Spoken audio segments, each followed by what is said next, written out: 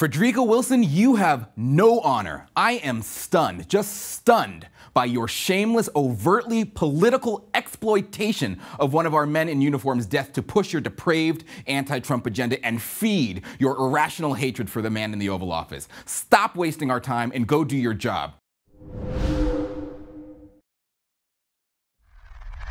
I was supposed to take today off, but I had to come in to tell this woman what's up because she's starting to tick me off. Everything you have done this week exposes you for the fraud, for the liar, and for the embarrassment to Congress that you are. And if your constituents don't vote your ass out of office when you're up for re-election, then they're an embarrassment to the state of Florida too.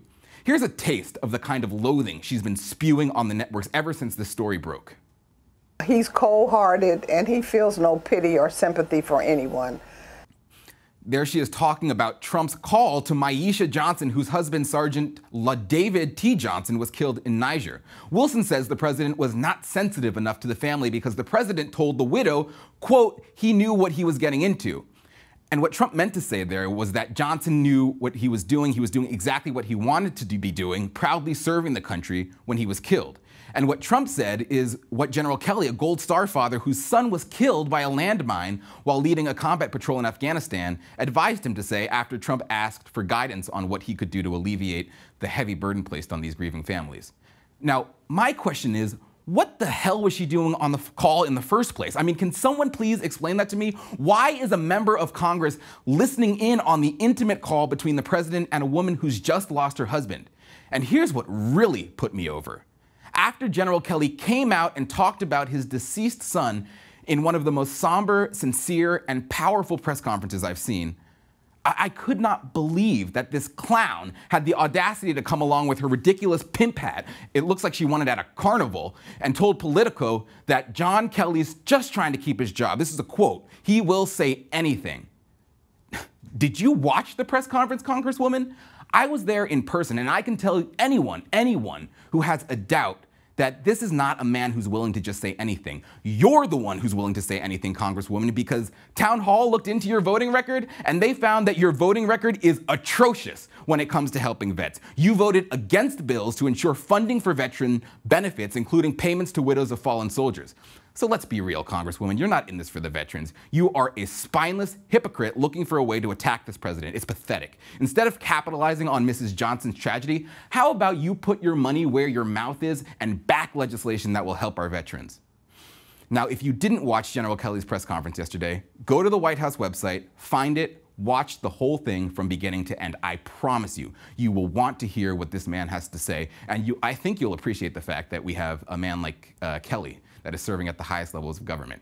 Here's a taste of the press conference of Kelly schooling the media on what happened during the moments leading up to the phone call, and the phone call itself that the Congresswoman is saying was so insensitive.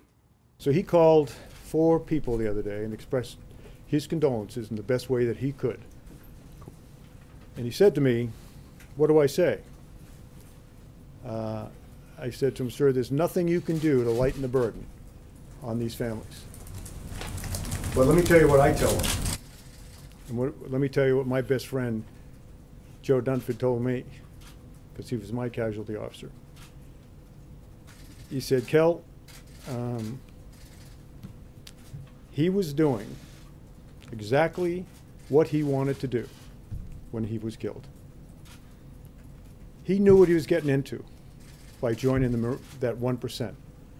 He knew what the possibilities were because we're at war. And when he died, in the 4 cases we're talking about, Niger, my son's case in Afghanistan, when he died, he was surrounded by the best men on this earth, his friends. That's what the president tried to say to 4 families the other day. I was stunned when I came to work yesterday morning and brokenhearted at what I saw a member of Congress doing. A member of Congress who listened in on a phone call from the President of the United States to a young wife, and in his way tried to express that opinion. He's a brave man, a fallen hero. He knew what he was getting himself into because he enlisted. There's no reason to enlist. He enlisted. And he was where he wanted to be, exactly where he wanted to be, with exactly the people he wanted to be with when his life was taken. That was the message. That was the message that was transmitted. And when I listened to this woman and what she was saying and what she was doing on TV, the only thing I could do to collect my thoughts was to go and walk among the finest men and women on this earth. And you can always find them because they're in Arlington National Cemetery. Went over there for an hour and a half, walked among the stones, some of whom I put there because they were doing what I told them to do when they were killed.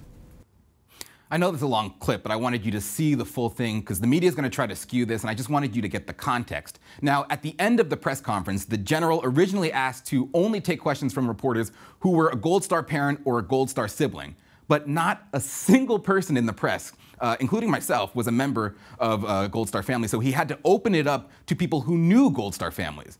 But the point here is that only 1% of our population serves in the military, so most people don't have firsthand experience needed to speak on that issue. So that's why we should all listen to a man who has the authority and who knows what he's talking about when it comes to this. But it also just shows you the disconnect between the media and the families of those who fight for our freedom, that the people in the White House press corps didn't have the humility. They could not even just sit back and say, all right, I'm not the expert here, so let me listen to someone who is. Instead, the minute General Kelly opened it up to the people who know a Gold Star, they jumped on him with gotcha political questions.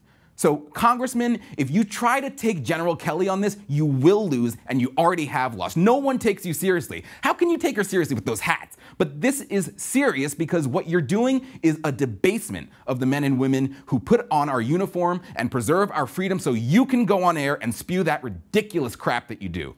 This morning, she responded to General Kelly's reaction to her accusations. Empty barrels make the most noise. And he was using that. He was likening that to you. Basically, that you're I think that's a racist term, too. I'm thinking about that when we looked it up in the dictionary because I had never heard of an empty barrel. And I don't like to be dragged into something like that. Okay, everything about that's ridiculous. Racist? How in the world is it racist? Also, for someone who doesn't like to be dragged into things, you did a pretty damn good job of dragging yourself into a story that had nothing to do with you. You made a story out of a phone call you should have never been on in the first place. You made a story about a fallen hero about you. And lastly, you had to look up empty barrel in the dictionary? What kind of imbeciles do we have running our country? She's never heard of an empty barrel? All right, let me explain this to you real simple, lady. All that means is you have nothing in your gun. You brought nothing to the fight. You're just making a lot of noise, but you don't have anything substantive. You're a big hat with no cattle. You have no facts. You have nothing. All you have is your 15 minutes of fame because right now, I hope you are enjoying it. All the people who you're talking to, they are not listening to you because you have something, they're not listening because you have something profound to say. They're not listening to you because you have something insightful to say. People are listening to you because people like a good circus. That's why you're getting phone calls from the bookers at all the TV networks. And last night I asked myself, and I think I actually tweeted, why are we giving this woman any more airtime? She's a clown.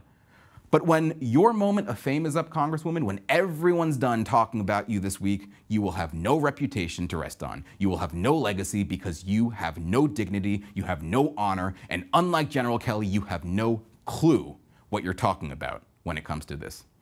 Thanks, guys, for watching. This was a Facebook Live edition of the White House Brief. We hope to see you guys next time.